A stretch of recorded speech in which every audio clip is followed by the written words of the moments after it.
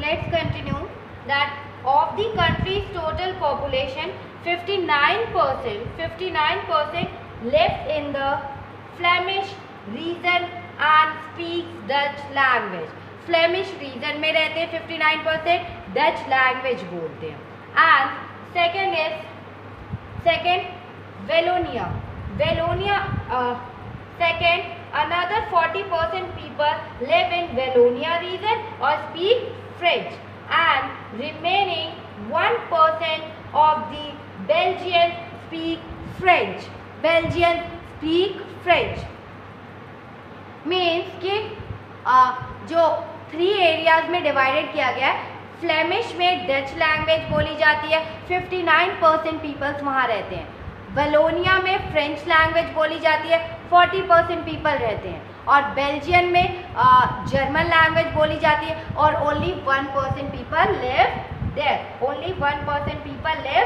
There. And remaining in the capital city Brussels में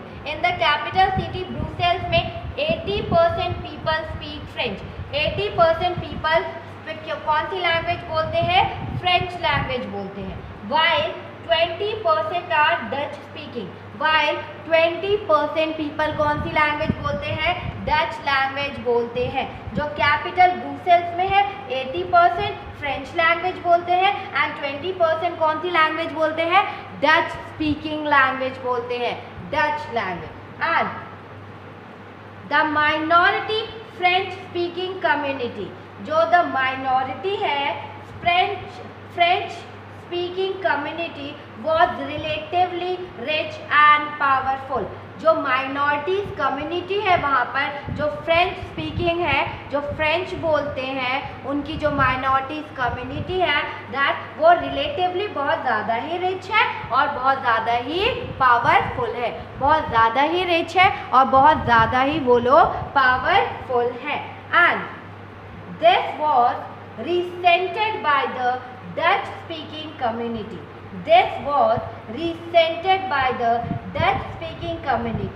Who got the benefit of economic development and education much later. बहुत बाद में जाकर अगर देखें तो इकोनॉमिक डेवलपमेंट एंड एजुकेशन की benefit, you can say this was resented by the Dutch speaking this was resented by the Dutch speaking community. जो Dutch speaking community थी उन लोगों में काफ़ी क्या था? गुस्सा था. क्यों गुस्सा था उन लोगों में? This was resented. Dutch speaking community में गुस्सा था क्योंकि who got the benefit of economic development and education much later. उन्हें इकोनॉमिक बेनिफिट तो मिला इकोनॉमिक डेवलपमेंट का और एजुकेशन का, लेकिन बेनिफिट कब मिला? बहुत लेट में. उन्हें बेनिफिट कब मिला? काफ़ी लेट में उन्हें जाके बेनिफिट मिला, बहुत बाद में मिला. इसीलिए उनके अंदर डच स्पीकिंग कम्युनिटी के अंदर क्या था? गुस्सा था. लेकिन जो माइनॉरिटी फ्रेंच स्पीकिंग कम्युनिटी थी वो रिलेटिवली रिच थी और पावरफुल थी. और क्या थी? Powerful. And that this led to tension between the Dutch speaking and French speaking communities during the 1950s and 1960s. This led to tension. इन दोनों में एक टेंशन हो गई. कौन सी? किन लोगों में टेंशन हो गई? जो डच स्पीकिंग लैंग्वेज बोलते थे और जो फ्रेंच स्पीकिंग कम्युनिटीज़ थी, इन दोनों में टेंशन हो गई. ड्यूरिंग 1950s और 1960s के बीच में इन दोनों में टेंशन हो गई. एंड क्या हो गई? The tension between the two communities was more acute in Brussels. मतलब इन दोनों में जो टेंशन हो गई बिटवीन इन दोनों कम्युनिटीज़ में, डच स्पीकिंग कम्युनिटी और फ्रेंच स्पीकिंग कम्युनिटी में 1950s एंड 1960s में इनमें काफ़ी टेंशन हो गई थी. और जो टेंशन बिटवीन टू कम्युनिटीज़ थे, इन दो जो कम्युनिटीज़ का जो टेंशन थी between the two company was more acute, सबसे ज़्यादा इसका मोर एक्यूट जो सबसे ज़्यादा इफेक्ट किस पे पड़ रहा था, ब्रुसेल्स पे, सबसे ज़्यादा इफेक्ट किस पे पड़ रहा था इसका, ब्रुसेल्स पे। And Brussels presented a special problem, Brussels में कुछ स्पेशल प्रॉब्लम्स आ गई, that the Dutch speaking people constituted a majority in the country, जो डच स्पीकिंग पीपल हैं उन्होंने वो एक मेजॉरिटी में थे, जो डच स्पीकिंग पीपल थे वो एक मेजॉरिटी में थे, but a minority in the capital, वो मेजॉरिटी में कहाँ पे थे, मेजॉरिटी इन द कंट्री में थे, Dutch speaking people majority in the country में थे but minority in a capital में थे, and minority in the capital में थे। अगर हम ये प्रॉब्लम देखें, प्रेजेंटेड अ स्पेशल प्रॉब्लम, जो डच स्पीकिंग पीपल थे constituted majority in a country, अगर आप देखें जो डच लैंग्वेज बोलते थे उनकी मेजॉरिटी थी वो 59% एरिया में वो थे, 59% एरिया रीजन में वो थे, लेकिन उनकी जो लैंग्वेज थी, लेकिन अगर कैपिटल से करोगे, जो ब्रुसेल्स से अगर उसको कंपेयर करोगे तो ब्रुसेल्स में डच कितने परसेंट लोग बोलते थे, ओनली 20% लोग डच बोलते थे, कितने परसेंट बोलते थे, ओनली 20%। और अगर आप रीजन से फ्लेमिश के एरिया को देखोगे तो 59% लोग वहाँ पे रहते थे और डच लैंग्वेज बोलते थे। And let us compare this to the situation in other country, इसको चल के कंपेयर करते हैं इस सिचुएशन को to the other country से, that's to the other, ये बेल्जियम का था, let us continue Sri Lanka, to the other country कौन सी है, that is Sri Lanka. Sri Lanka is an island, Sri Lanka is an island nation, just a few kilometers of the southern coast of the Tamil Nadu, कुछ few kilometre ही दूर है southern coast से, तमिलनाडु से। जो श्रीलंका एक आइलैंड है, कंट्री है जो तमिलनाडु के सदर्न कोस्ट से कुछ ही किलोमीटर दूर पर है, कुछ ही किलोमीटर दूर पर है। And it has about 2 crore people, यहाँ पे कितने करोड़ पीपल रहते हैं, 2 crore people, but about the same as in Haryana, और यही सेम हरियाणा में भी उतने ही लोग रहते हैं, लाइक अदर नेशन। लेकिन अगर बेल्जियम को कंपेयर करें तो बेल्जियम में 1 करोड़, लिटिल 1 करोड़ से थोड़ा सा ज़्यादा रहते हैं, जो हमारे हरियाणा के हाफ पॉपुलेशन है, हरियाणा की हाफ पॉपुलेशन है। तो इतनी 2 करोड़ पीपल अगर श्रीलंका में रहते हैं तो हमारे हरियाणा की उतनी ही पॉपुलेशन है। Like other nations in the South Asia region, Sri Lanka has a diverse population. अगर हम इसके दक्षिण एशिया साउथ एशिया के लाइक अदर नेशन की बात करें, in the South Asia region में अगर हम देखें तो Sri Lanka has a diverse population, Sri Lanka has a diverse population है, डाइवर्सिटी। एंड वहाँ पे डाइवर्सिटी किस लिए है श्रीलंका में, the major social groups are the, वहाँ पे मेजर सोशल ग्रुप्स कौन कौन से हैं, आर सिंहाला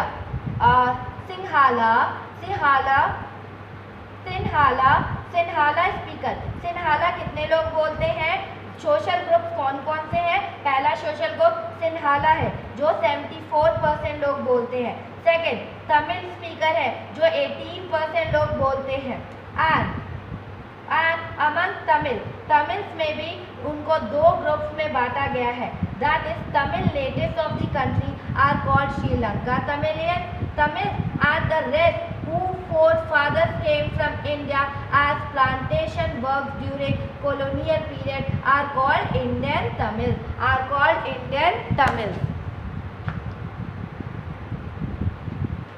श्रीलंका में हमने सोशल ग्रुप्स में डिवाइड किया, मेजर सोशल ग्रुप्स में हमने डिवाइड किया, जो सिंहाला लैंग्वेज बोलते हैं, सिंहाला स्पीकर्स कितने थे, 74%, 74%। और तमिल स्पीकर्स कितने थे? 18%। 18%।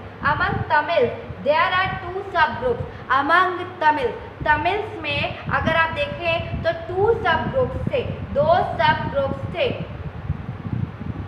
और 2 सब ग्रुप्स क्या क्या डिवाइड किया गया था तमिल्स में? Tamil natives of the country, Tamil natives of the country, जो Tamil natives of the country, जो तमिल नेटिव्स ऑफ द, जो जिनका जो नेटिव ही प्लेस श्रीलंका था, दैट उन्हें हम क्या कहते थे? श्रीलंका तमिल। उन्हें हम क्या कहते थे? श्रीलंका तमिल। जो श्रीलंका ही उनका नेटिव प्लेस था, तो हम उन्हें क्या कहते थे? श्रीलंका तमिल। एंड श्रीलंका तमिल्स में हम श्रीलंका तमिल्स दैट इज 13% थे। श्रीलंका तमिल्स कितने थे? दैट इज 13% श्रीलंका तमिल्स थे। And the rest whose forefathers came from India as plantation means कि अब हम इंडियन तमिल्स की बात कर रहे हैं, तो इंडियन तमिल्स कौन होते थे? जो उनके फोरफादर्स थे वो इंडिया से आए थे। जो रेस्ट लोग वहाँ पे रह रहे थे, उनके जो फोरफादर्स थे, वो कहाँ से आए थे? इंडिया से आए थे।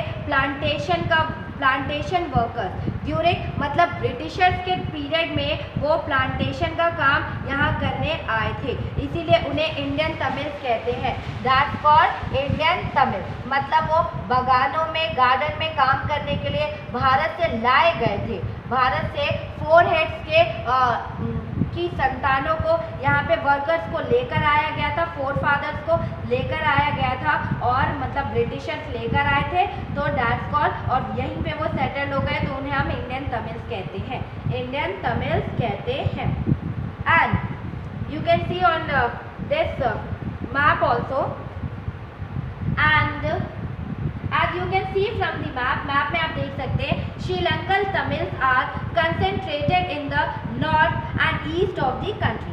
जो श्रीलंकन तमिल्स हैं वो कंसेंट्रेट करते हैं नॉर्थ में and east of the country, north में और ईस्ट ऑफ द कंट्री में। And most of the Sinhala speaking people are, जो सिंहाला स्पीकिंग पीपल है, जो सिंहाला लैंग्वेज बोलते हैं, वो कौन से पीपल हैं? उन्हें हम बुद्धिस्ट, वो कौन से पीपल हैं? वो पीपल आर बुद्धिस्ट है। And while most of the Tamils are, और जो मोस्ट ऑफ दी जो तमिल्स हैं वो क्या है? हिंदू भी है और मुस्लिम भी है, और हिंदू भी है एंड मुस्लिम। जो सिंहाला बोलते हैं, जो मोस्ट ऑफ द पीपल, जो 74% पीपल सिंहाला बोलते हैं, उसमें वो बुद्धिस्ट है। वो कौन से पीपल है जो सिंहाला बोलते हैं? They are Buddhist. एंड जो तमिल बोलते हैं, वो उनमें जो तमिल लैंग्वेज बोलते हैं वो मुस्लिम भी हो सकते हैं या हिंदू भी हो सकते हैं। वो मुस्लिम भी हो सकते हैं, हिंदू भी हो सकते हैं। और देयर आर अबाउट 7%, और वहाँ पे 7% क्रिश्चियंस भी हैं, जो कि बोथ है, तमिल भी है और सिंहाला भी है। जो मीन्स कि वहाँ पे 7% क्या क्रिश्चियन लोग रहते हैं, और 7% क्रिश्चियन लोग तमिल भी होते हैं और क्या होते हैं? सिंहाला लैंग्वेज भी बोलते हैं। उन 7% में वो डिवाइड हो गए, कुछ लोग तमिल लैंग्वेज बोलते हैं और कुछ लोग सिंहाला लैंग्वेज बोलते हैं। कुछ लोग तमिल लैंग्वेज बोलते हैं, कुछ लोग सिंहाला लैंग्वेज बोलते हैं। Just imagine what could happen in situation like this in Belgium. Just imagine, हाँ, just imagine what could happen in situation like this.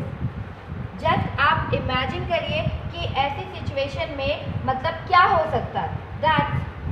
क्या हो सकता है? इन बेल्जियम में क्या था?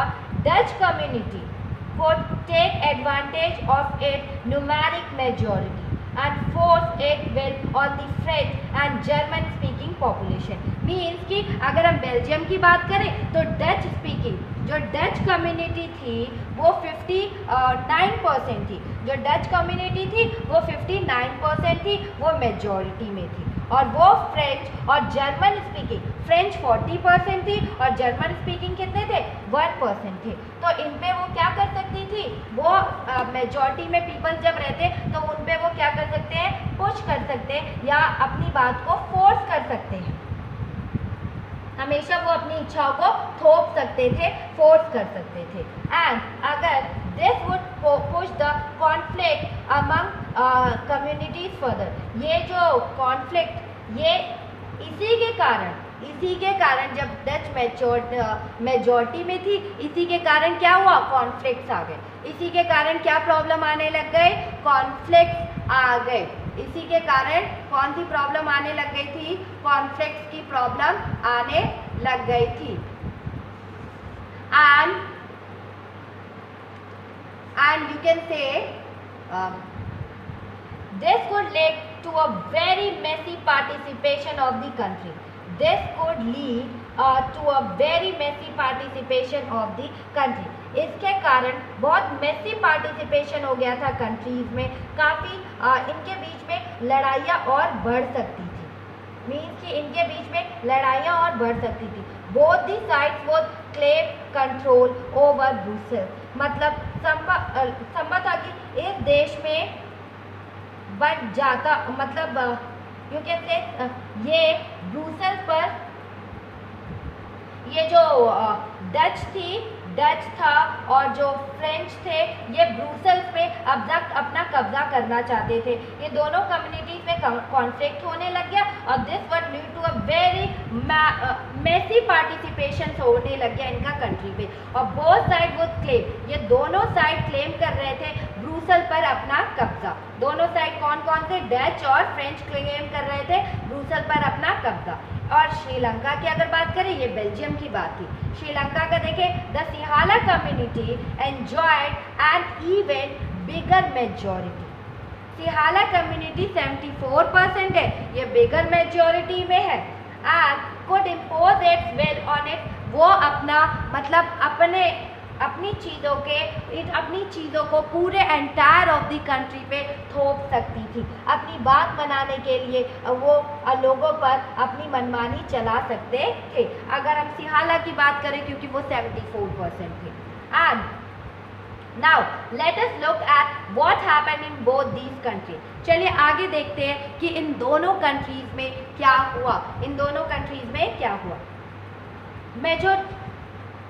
मेजॉरिटेरियनिज्म इन श्रीलंका, मेजॉरिटेरियनिज्म इन श्रीलंका में क्या था? श्रीलंका में ये मेजॉरिटेरियनिज्म कैसे हुआ, मेजॉरिटी में कैसे आया, या बहुसंख्यावाद क्या हुए, that is majoritarianism.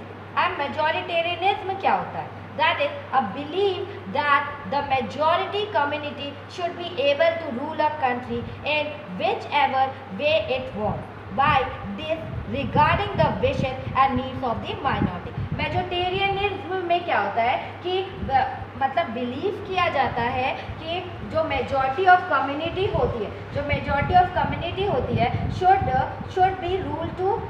should be able to rule a country, मतलब जो मेजॉरिटी में पीपल रहेंगे वो कंट्री को अपने कंट्रोल में करेंगे, वो उन पे रूल चलाएंगे, जो मर्जी वो करेंगे। वो ये भी नहीं देखेंगे विश और मतलब माइनॉरिटीज़ की विश को भी नहीं देखेंगे और नीड्स को भी, माइनॉरिटीज़ के नीड्स को भी वो नहीं मानेंगे।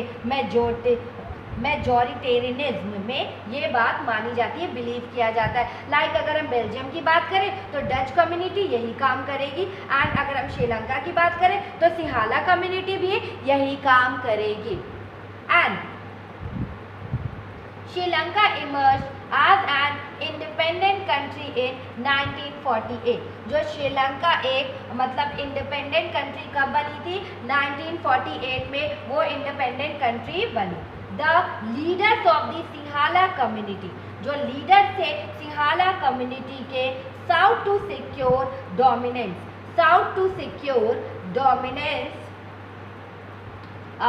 over government by virtue of their majority, जो लीडर थे सिहाला कम्युनिटीज के, sought to secure, जो लीडर थे सिहाला कम्युनिटीज के, जो नेता थे सिहाला कम्युनिटीज के, वो अपना डोमिनेंस गवर्नमेंट पर हक जताना चाहते थे।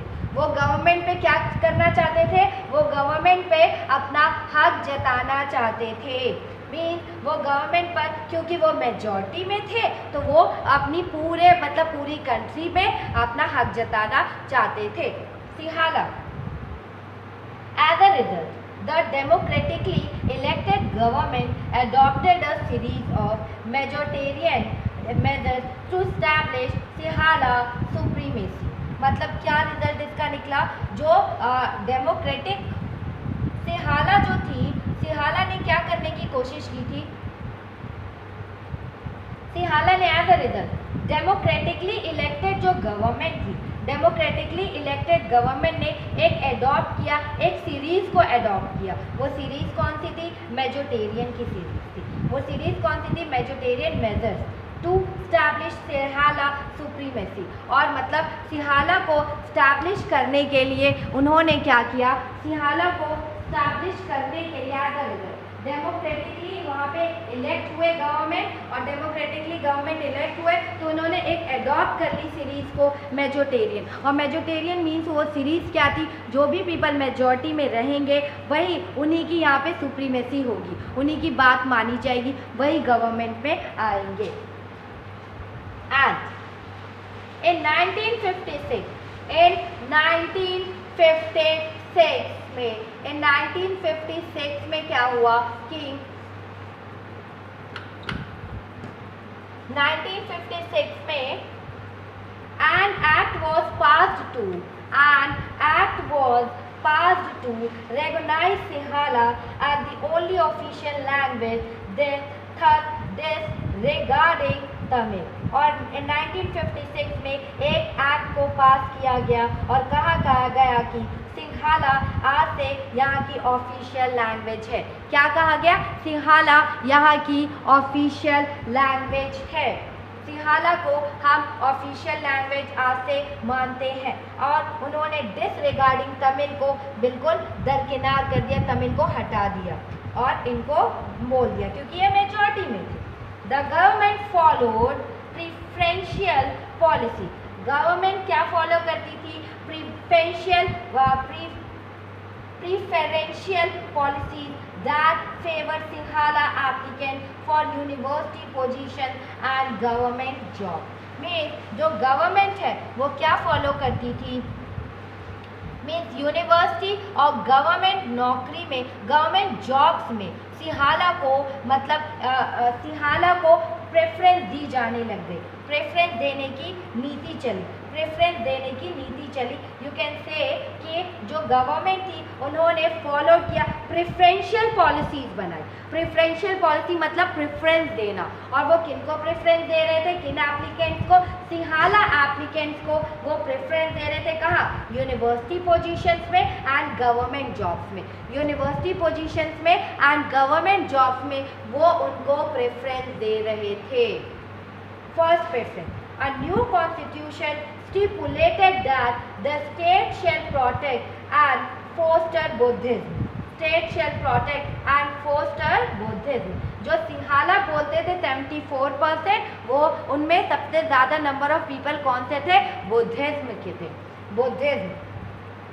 एंड जब न्यू कॉन्स्टिट्यूशन में क्या पास हुआ, न्यू कॉन्स्टिट्यूशन में क्या पास किया गया, दैट एक कॉन्स्टिट्यूशन में क्या बनाया गया, क्या अमेंडमेंट किया गया कि जो गवर्नमेंट है और जो गवर्नमेंट है दैट, और न्यू कॉन्स्टिट्यूशन में स्टिपुलेट किया गया द स्टेट शैल प्रोटेस्ट, मतलब प्रोटेक्ट, स्टेट बुद्धिज्म को प्रोटेक्ट भी करेगी और उसे आगे भी बढ़ाएगी, बुद्धिज्म को प्रोटेक्ट भी करेगी और उसे आगे भी बढ़ाएगी। सिंहाला स्पीकर 74% थे, इसलिए सिंहाला चाहते थे वो पूरी कंट्री पे कॉन्स्टिट्यूशन और गवर्नमेंट पे अपना राज बना ले।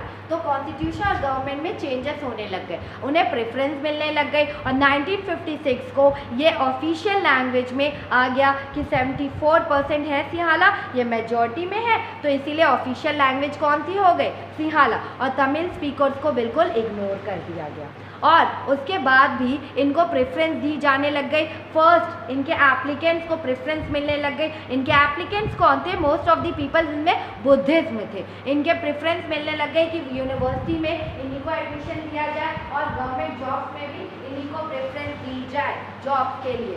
एंड इन्हीं को जॉब के लिए प्रेफरेंस दी जाए। और कॉन्स्टिट्यूशन में भी चेंजेस किए गए कि कॉन्स्टिट्यूशन में कहा गया कि आपको प्रोटेक्ट करना है एंड बुद्धिज्म को प्रोटेक्ट भी करना है और उसको बढ़ावा भी देना है।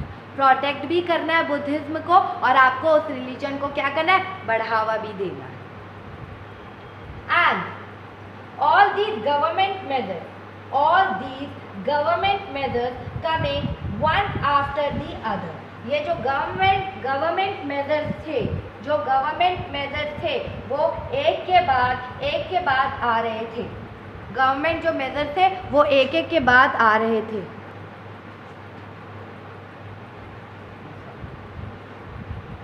And where we are, all these government measures coming one after the other, government में चेंजेस, कॉन्स्टिट्यूशन में एक के बाद एक मेजर्स में चेंजेस आने लगे। Gradually increasing the feeling of alienation among the Sri Lankan Tamils, alienation among the Sri Lanka, एक एक करके यहाँ पे गवर्नमेंट्स के गवर्नमेंट के मेजर्स आने लग गए। और इससे क्या हुआ, जो श्रीलंकाई तमिल थे उनमें गुस्सा, वो एंग्रीनेस, वो गुस्सा होने लग गए थे, उनमें एलिनेशन की फीलिंग आने लग गई थी, इंक्रीज होने लग गई थी।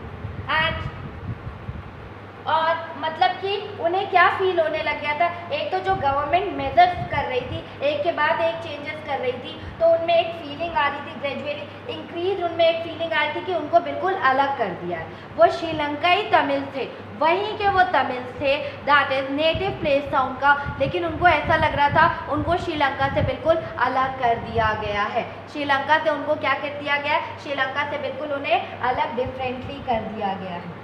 They felt that none of the major political parties led by the Buddhist Sinhala leaders was sensitive to their language and culture. उन्हें क्या लगने लगा था, उन्हें लगा कि जो बौद्धिज्म है, जो बुद्धिस्ट सिंहाला लीडर्स हैं, जो बुद्धिस्ट सिंहाला लीडर्स के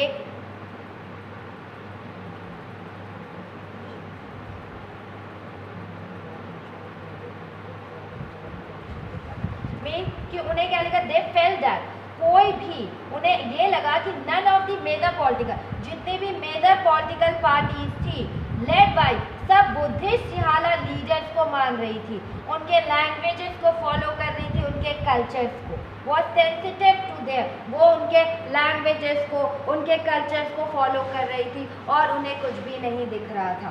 They felt that the constitution and government policy denied them equal political right. और उन्हें ये भी लगा, उन्हें महसूस हुआ कि जो गवर्नमेंट है, जो कॉन्स्टिट्यूशन है और जो गवर्नमेंट पॉलिसीज़ है, उन्हें डिनाई कर रही है, उन्हें इक्वल पॉलिटिकल राइट नहीं दे रही है, उन्हें इक्वल पॉलिटिकल राइट बिल्कुल नहीं दे रही है, डिस्क्रिमिनेट कर रही है अगेंस्ट देम, जॉब में उनको डिस्क्रिमिनेट कर रही है क्योंकि फर्स्ट प्रेफरेंस सिंहाला को दी जा रही है। And other opportunities and ignore their interest, other opportunities भी उनसे छीनी जा रही है, उन्हें इग्नोर, उनके इंटरेस्ट को भी इग्नोर किया जा रहा है, उनके साथ डिस्क्रिमिनेशन किया जा रहा है, उनके साथ डिस्क्रिमिनेशन किया जा रहा है। और as a result the relation between the Sinhala and Tamil community strained over time, और उनके रिजल्ट्स में क्या हुआ, ये तमिल और सिंहाला कम्युनिटी के बीच में इनके जो रिलेशन है वो बिगड़ते चले गए, इनके जो रिलेशंस हैं वो क्या होते चले गए, वो इनके रिलेशन बिगड़ते चले गए, इनके रिलेशन काफ़ी बिगड़ते चले गए